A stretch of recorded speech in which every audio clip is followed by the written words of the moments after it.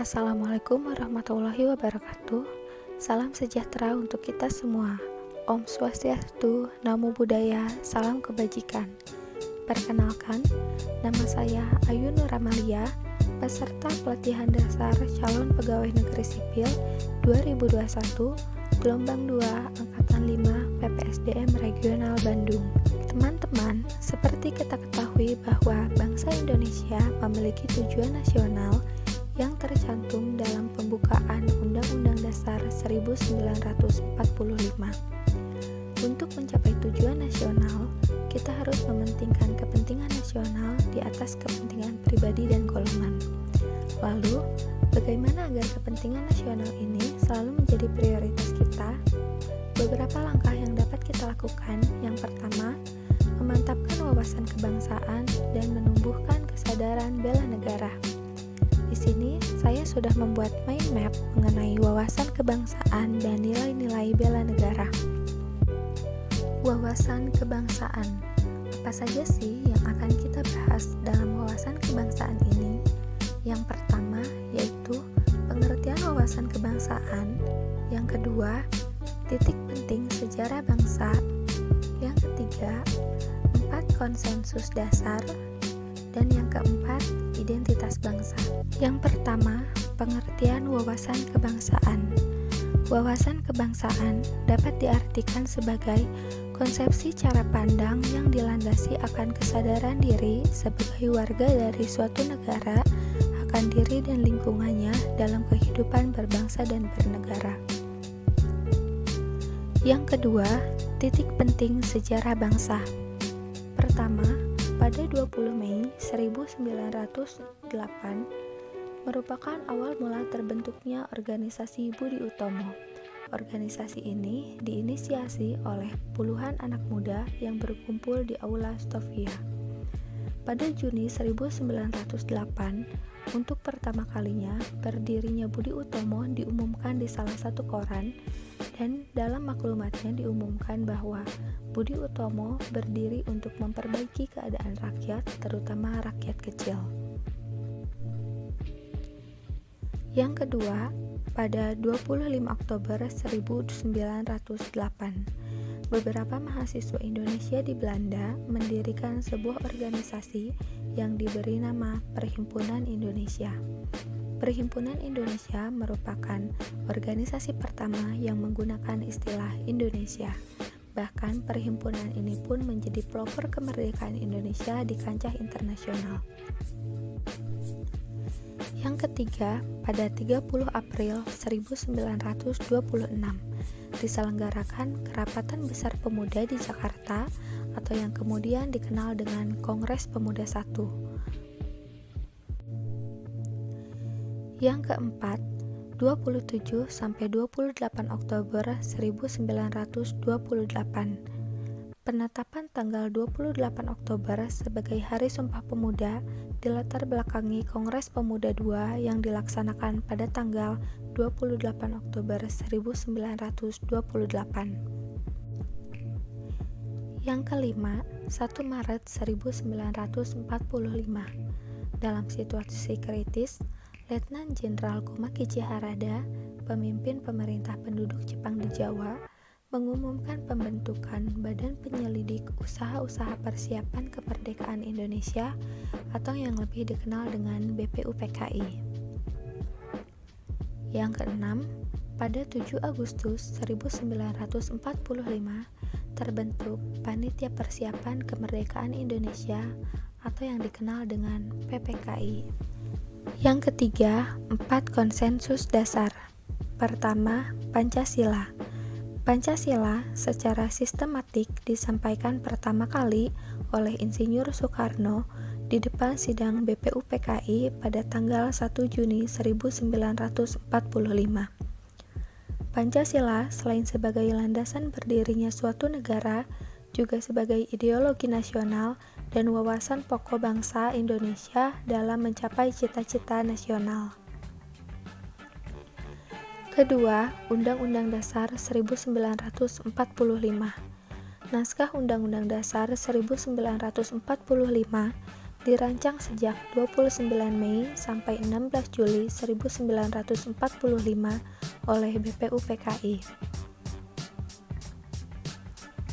Ketiga, Bhinneka Tunggal Ika, yang berarti berbeda-beda tetapi pada hakikatnya satu jua. Sebab meskipun Indonesia memiliki beragam perbedaan, mulai dari suku, bahasa, agama, tetapi tetap satu bangsa dan negara Republik Indonesia. Keempat, Negara Kesatuan Republik Indonesia atau NKRI. NKRI merupakan bagian penting pada peristiwa Proklamasi Kemerdekaan 17 Agustus 1945. Karena pada saat itu, Indonesia menyatakan pada dunia luar bahwa telah mendirikan suatu negara, yaitu Negara Kesatuan Republik Indonesia. Yang keempat, identitas bangsa. Identitas dan wujud eksistensi bangsa yang diamanatkan dalam Undang-Undang Dasar 1945 dan diatur dalam Undang-Undang Republik Indonesia Nomor 24 Tahun 2009. Yang pertama, bendera. Bendera Negara Kesatuan Republik Indonesia yang selanjutnya disebut bendera negara adalah Sang Merah Putih, dikibarkan pada Proklamasi Kemerdekaan Bangsa Indonesia tanggal 17 Agustus 1945. Yang kedua, bahasa. Bahasa Indonesia dinyatakan sebagai bahasa resmi, bersumber dari bahasa yang diikrarkan dalam Sumpah Pemuda sebagai bahasa persatuan yang dikembangkan sesuai dengan dinamika peradaban bangsa. Yang ketiga, lambang Negara Kesatuan Republik Indonesia berbentuk Garuda Pancasila dengan semboyan Bhinneka Tunggal Ika yang ditulis di atas pita yang dicengkeram oleh Garuda. Yang keempat, lagu kebangsaan. Lagu kebangsaan adalah Indonesia Raya yang digubah oleh Wage Rudolf Supratman dan dinyanyikan pada saat proklamasi kemerdekaan. Selesai membahas wawasan kebangsaan, sekarang kita membahas bela negara. Apa sih bela negara? Bela negara adalah sikap, tekad, dan perilaku serta tindakan warga negara baik secara perseorangan maupun kolektif dalam menjaga kedaulatan negara, keutuhan wilayah, dan keselamatan bangsa dan negara yang dijiwai oleh kecintaannya kepada NKRI yang berdasarkan Pancasila dan Undang-Undang Dasar Negara Republik Indonesia tahun 1945 dalam menjamin kelangsungan hidup bangsa Indonesia dan negara dari berbagai ancaman. Selanjutnya, mengenai nilai-nilai dasar bela negara. Terdapat 5 nilai dasar bela negara yang akan kita bahas. Yang pertama, cinta tanah air. Tanah air Indonesia kaya akan sumber daya alam yang indah dan patut disyukuri serta kita jaga. Setelah kita mencintai tanah air kita, maka tekad untuk menjaga bangsa dan negara akan melekat dalam diri kita. Terdapat indikator yang mencerminkan cinta tanah air. Yang pertama, menjaga tanah dan pekarangan serta seluruh ruang wilayah Indonesia. Yang kedua, bangga menggunakan hasil produk bangsa Indonesia. Nilai-nilai dasar bela negara yang kedua yaitu sadar berbangsa dan bernegara. Indonesia merupakan negara yang mendapat kemerdekaannya dengan penuh pengorbanan. Sadar sebagai bagian dari suatu bangsa tentu mendorong kita untuk menjadi warga negara yang baik, patuh hukum, taat aturan, dan meletakkan kepentingan bangsa di atas kepentingan pribadi dan golongan.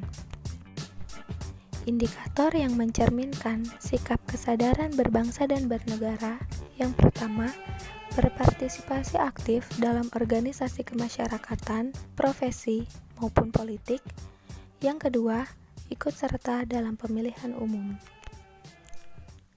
Nilai-nilai dasar bela negara yang ketiga, setia pada Pancasila. Ini merupakan hal yang terpenting mengingat Pancasila merupakan landasan kokoh berdirinya suatu negara, sehingga memisahkan Pancasila dari kehidupan berbangsa dan bernegara sama saja dengan menjadikannya bangsa yang lemah dan hancur.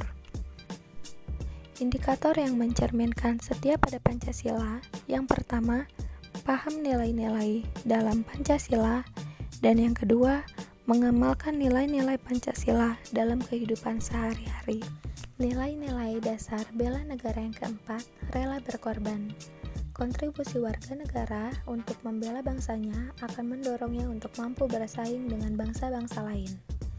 Indikator yang mencerminkan rela berkorban untuk bangsa dan negara yang pertama, siap membela bangsa dan negara dari berbagai macam ancaman. Yang kedua, gemar membantu sesama warga negara yang mengalami kesulitan. Nilai-nilai dasar bela negara yang kelima, yaitu kemampuan awal bela negara. Pengabdian sesuai profesi masing-masing bisa dikatakan sebagai kemampuan awal bela negara untuk menghadapi ancaman. Indikator yang mencerminkan kemampuan awal bela negara, yang pertama, senantiasa menjaga kesehatannya, dan yang kedua, gemar berolahraga.